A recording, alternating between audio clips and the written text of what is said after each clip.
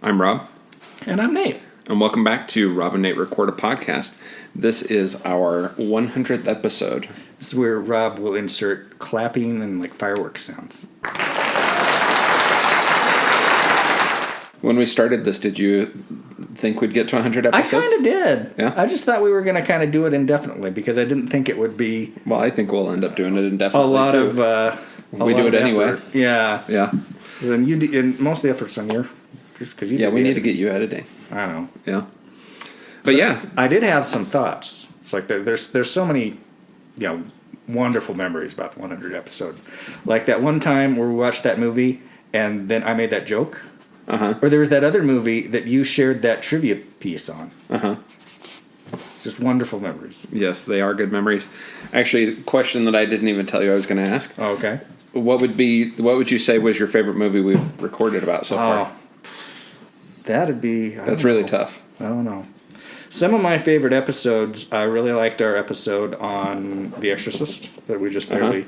I really like the episode on Bombshell. That's one of my favorites. Yeah. And any time where we have something that we both really enjoyed, I think those make the best episodes. Yeah. I think sometimes it's fun to get angry at a movie, but I think that the better episodes are when we have a lot to say. Yeah. I really enjoy our Werner Herzog episodes. Yeah. Mm-hmm. And like Nosferatu the Vampire, I like that, recording about that. So for today, you guys may hear periodically my dogs. They are here recording. We're recording in the middle of the daytime, which is unusual for us. Usually my dogs are in bed asleep by now. Or by the time we're recording, I should say. Mm-hmm. But my dogs are around, so you may hear them periodically. Episode 100, Nate, what did we watch today? We watched the 2020 Clint Eastwood release, directed and starring him, titled Cry Macho. Yes. We went and saw this in the dollar theaters. We waited for the dollar theaters because of the critics' reviews. Yes. I had basically come to the conclusion, I should just go see whatever Clint Eastwood does that's in the theater until he dies. And I was planning to see this in the first run theater, but then I saw those reviews. They were all middling. I'm like, I don't know.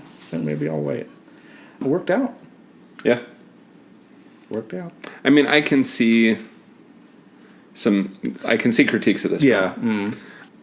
And of these late directed Clint Eastwood movies, which we've talked about on the podcast that we're fans of these, this might be my least favorite of them. Mm-hmm. But it still worked. Oh yeah, it worked, and it worked better than I thought it would. And I would say that keeps happening with him. Well, I would say the latter half works a lot better than the first half. Okay, yeah. And I've got critiques of this movie that we're going to get into. Mm-hmm. The first half, I was kind of with the critics, and the latter half kind of won me over a little bit. It does grow. Yeah. Who's in it? What's it about? So this movie, obviously, Clint Eastwood directed, Clint Eastwood starring. Clint Eastwood plays Mike Milo, a down-on-his-luck former rodeo star, somewhat down on his luck, who gets wrangled into going to Mexico to retrieve his former employer's son and bring him back to Texas to his employer under the guise that the son is being abused by cohorts of the mother. Which is technically accurate, but yes, not the whole story. And his former employer is Howard Polk, played by Dwight Yoakam. I didn't realize that was Dwight Yoakam till the end of the movie. Mm-hmm. We have Raffo, the son, played by Eduardo Mené. You have Leta, played by... Well, actually, Leta's not the one I was looking for. Leta by Fernanda Urajola, but you were wanting to talk about Marta. By Natalia Traven. Mm. Yeah, and then there's the granddaughters. But those are our main cast of characters. Dwight Yoakam, Natalia Traven, Eduardo Mené, Clint Eastwood. Yeah, that's our main cast of characters. Those are the people you're going to see the most. But yeah, so Clint Eastwood, Mike Milo goes down to Mexico to retrieve the boy, meets the mother who initially seems as though she's welcoming him to take the boy, but we later learn that was just a guise because she hasn't been able to find the boy. And still wants him.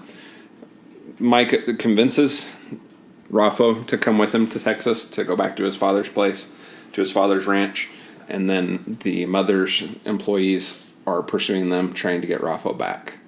We learn partway through the movie that Howard Polk, Dwight Yoakam's character, only wants the son back as leverage against the mother for basically financial, fights. Principally wants him back for that. There is some honesty or earnest motive. Mm-hmm. But that's his primary motivation, is to use him as leverage against the mother to get some financial gains out of some investments they had. Yeah, anything else you want to say about the plot?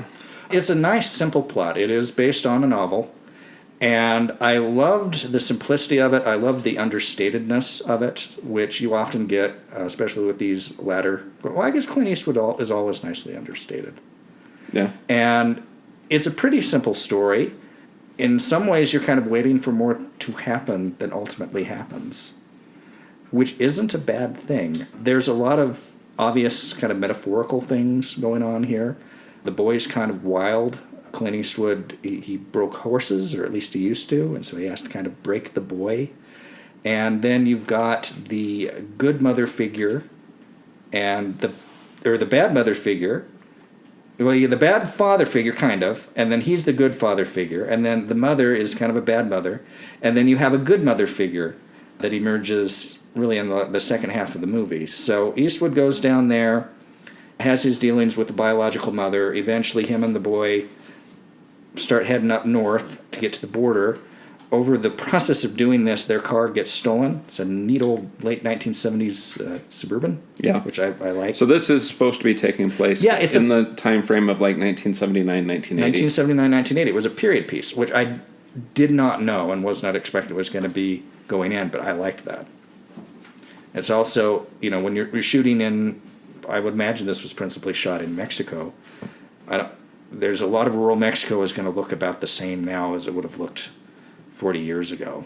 It was mostly shot in New Mexico. Oh, okay. So they end up having to steal 3 different cars over the course of this journey, and we just kind of accept that. It's kind of like, it's not a big deal here.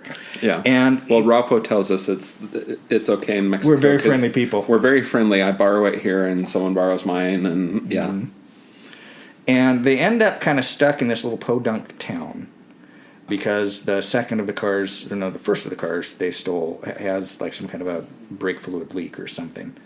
And they are protected by this woman, kind of middle-aged woman, who turns out to be a widower raising her grandchildren after her husband, daughter, and son-in-law all died in some kind of an outbreak a couple years earlier. All from the same illness. And she is just wonderful. She's just a wonderful person. And Eastwood doesn't really speak Spanish, and she doesn't really speak English. And so Raffel, the boy, initially helps the communication, but they eventually get to the point where they don't really need words. And they fall for each other, and it's really sweet. And you find out earlier that Eastwood's character is a widower. His wife and child had died in a car accident decades in the past. And Dwight Yoakam's character is the one that basically gave him work and kind of cleaned him up. And so he feels, even though there's a bit of a frenemy thing going on between the two of them, that when he's asked to go down and retrieve the boy, even though he really doesn't want to, it's like, I owe him. So I'm going to go down and do this thing for him. And then, of course, he eventually finds out the mixed motives for bringing the boy up, and he kind of struggles with how honest should I be to the boy, and he eventually does tell him. Yeah, he's eventually completely honest with the boy. I think he's a good man, but you should know that he has mixed motives for bringing you up. Yeah. Speaking of the Dwight Yoakam character, tell me more of your first reactions to this movie. I thought it was a sweet, understated little film that I was thoroughly satisfied. I thought the ending was kind of delightfully anticlimactic. Yeah. like these guys, because the lady, I saw that the mother, coming. I was just wondering how it was going to play out. The mother is connected, so she has money and she has hangers-on, and she wants the boy. Again, I think mostly for leverage, and she has people and connections with the federales, and they set this net out to get him. And the one time that you went up to the bathroom, you missed where there's the deputy in the small town that kind of suspects what's going on here, but he's the lady that owns Marta Yeah. kind of humbles him into not doing anything right away. And Eastwood's character gets this reputation for being good with animals because of his breaking the horses, and he's not a vet, but he's been around animals his whole life, so he knows some basic stuff. People keep bringing in injured and sick animals in, and he cares for them. The deputy brings the wife's dog, and when he looks at it, it goes to the boy. It's like, I don't have a cure for old. And so they just come up with some, just like, let him sleep on your bed. He just needs some time. And, just something to pacify the wife of the deputy. And the deputy is grateful. The deputy does not turn them in when the main tough comes to town. The gangster. You better not be hiding him from me. No, I swear. I haven't seen no gringo in town. Yeah. And that's kind of neat. Yeah. A film that this reminded me of is The Old Man and the Gun with Robert Redford. Did you see that? I think I have, but it's been a long time. Him and Sissy Spacek, and he's a bank robber, decides he wants to go straight. I did see that one. And that's also a simple story, understated. It's also set in roughly the same period, right around 1980. Yeah. I just thought this works. It was just, I was satisfied. I was big grinning. I feel like this movie works better than the critics led you to believe, but it still has flaws. Yeah, well, and they can. The biggest thing you can say is, like, you've seen this. It's like, this is another Clint Eastwood farewell movie. We really need that. Well, but he just works. Like he knows what he's good at, and he continues to be good at doing that basic, simple kind of story. To a certain extent, I mean, his age is showing in this movie. It's not clear exactly how old he's supposed to be. I don't think he's supposed to be like 91, which is like what he is. Dwight Yoakam was a little bit over the top, a little bit too earnest in a couple times, and those like phone scenes where it's just him on the phone on one end of the phone and Clint Eastwood on the other end, a little too heavy-handed. Another thought I had was Raffo. He's supposed to be 13 in the movie. It's like 15, 16. He looks 20. I liked him. He was good. I liked their relationship. Well, this movie wouldn't have worked if those two didn't have a certain chemistry. When he tries to drive the car and Clint Eastwood tells him, no, I'm driving, in my head, I had to remind myself, he's only supposed to be 13 because he looks like he should be able to drive the car. Mm-hmm. And then we forgot about Macho, the fighting cock. Yes. The prized fighting cock. Yep. Who Raffo is very attached to. Mm-hmm. Makes a big deal out of. He accompanies them all along the journey, even into restaurants. Yeah. And he ends up being pretty important to the plot towards the end, which was kind of neat. It's like, there's a payoff. Yeah. Well, and at the end of the movie, Clint Eastwood, Mike Milo, delivers Raffo to the border to his father, Howard Polk, played by Dwight Yoakam. And Raffo crosses the border, and Clint Eastwood goes and gets back in his stolen car and drives back to this town and just goes right back to Marta's restaurant. Yeah. And the movie closes on Marta and Mike dancing in the restaurant to the jukebox that Mike has repaired. Yeah. It's sweet. It worked. And throughout the movie, I mean, I had a feeling pretty early on Mike was going to end up coming back to this town to Marta. Mm-hmm. The question was what the function would be and whether Raffo would accompany him. Yeah. Like, I wondered if Mike was going to end up going back to Texas, back to the ranch, and then turning around. And, Dwight Yoakam wouldn't be great to Raffo, and he was going to grab Raffo and go back to Mexico. Because Raffo tells us at one point, if my father didn't want me, I'd just come back to this town. Yeah. So. Mm. And when they're talking towards the end, and maybe the boys' outrage might be a little overplayed. That might be a critique of the movie. His acting was a little bit over the top. Yeah. But they basically, that seems to be what they communicate. Look, if you don't like it, you can leave. It's like, nothing stopped you. You left your mom. Yeah. You can leave him if he turns out to be an a-hole. So. Yeah. It's everyone's acting is satisfactory. More forced than Clint Eastwood's. Yeah. His was the weakest. I'm not sure how many of more of these I want to see Clint Eastwood act in. He does a fine job as a director, and Sully is another great example of that. He did great just directing that and didn't need to be in it. And I'm not entirely sure why he keeps pigeonholing himself in an acting role in some of these. I think he just kind of I'm up to it. He just kind of periodically assesses himself and saying, I can still do that. I mean, one like The Mule, I think, works a little bit better than this. Yeah, The Mule's a little better. Yeah. The Mule is better. But again, I was surprised. I expected not to like this as much as I did. Yeah, how would you rate this movie? I would give it 3 stars. I think I'd give it 7 on the 10-star scale. We're pretty close. I'm right in that like 2.5 range. And I think I'm only going to give this 6 out of 10 on the 10-star scale. But I did enjoy it. This is one of those 6-star movies that you recommend to people. It's nothing that you haven't seen before, but it's just... It's well executed. Well done, and you like the relationships between the characters. The first time you see Marty, you basically fall in love with her. Like, she's a sweet woman. Yeah. She is the... And I was thinking about this. This is that old trope about the Madonna and the whore. And this movie has that. The mother is awful, and she is literally a whore. She comes on to freaking Clint Eastwood in it early on. Yeah. And then Marta is just the saintliest of women. Yeah. Yeah, she's great. Let's see if there's any good trivia real quick. I guess there's been multiple attempts to get this project made prior to Clint Eastwood's adaptation. The project remained on the shelf for 30 years. In 91... 30 years. What did I say? Yeah, 3 years, you said. Oh, 30 years. In 91, production on an adaptation began in Mexico with actor Roy Schreider in the lead role, but the project was eventually scrapped. Another attempt was made in 2011 with Arnold Schwarzenegger. That would not have worked. Sucked. Yeah. That would have deserved the critiques of this. It would have been Arnold Schwarzenegger's return to acting after his term as California governor. I'm trying to remember what the first one I saw since he finished his stint. That was The Last Stand. Which was not also good. Watch the fight at the end of Last Stand. That's like 20 minutes long. The siege of the town, and don't watch the rest of it. Yeah.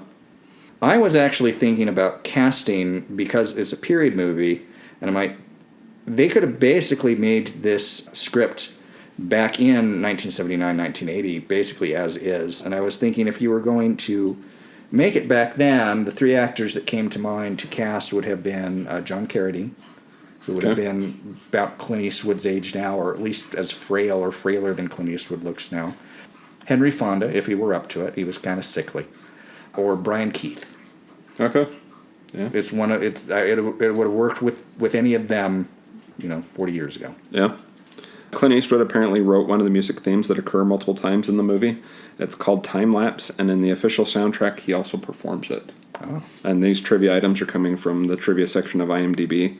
Macho the rooster that we've talked about was played by 11 different birds. Oh.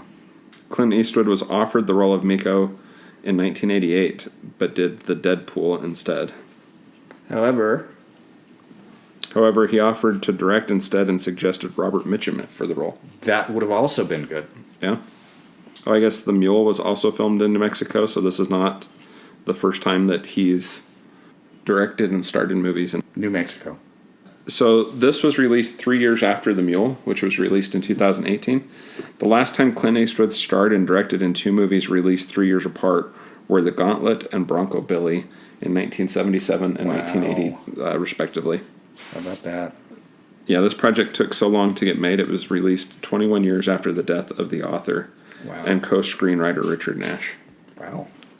I think that's good enough from the trivia section. Box office budget for this movie is estimated at $4.4 million.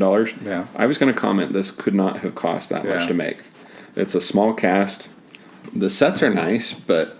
A lot of those are probably found locations. I mean, you could find stuff that looks like that probably pretty easy. This says that it has a U.S. gross of $10.2 million and a worldwide gross of $11.5 million. So it made its money back. And, he's not killing it for Warner Brothers, but he continues to make money for them. And he has been with Warner Brothers since like the 1950s. That's been the studio he's operated. He's made a few for other studios, but he's principally been basically a Warner Brothers contract player this whole time. What other thoughts do you have on this movie? Just that I enjoyed it. I wasn't as you said, a big grin movie. A lot out of it. I was grinning at the end. I was just so pleased with how things turned out when they get the main tough at the end. It's relatively easy to beat him, which I thought was kind of fun. I was gonna say another critique of this is, what did you make of those few scenes where Clint Eastwood is supposed to be fighting? I thought it worked. I mean, he wasn't doing anything like outrageous. Like he punches that one guy. Yeah, I didn't think they worked, especially that first time when like Raffo comes at him, and he's supposed to deflect Raffo into the car. That was obviously very staged because Clint Eastwood couldn't take or deliver much anymore. He punches a couple people, but yeah. When he's breaking the horses, you'll notice that that's a stunt double. Like if he was actually doing that, you would have seen him much clearer than they chose to show him in this. Yeah, this movie is not error free.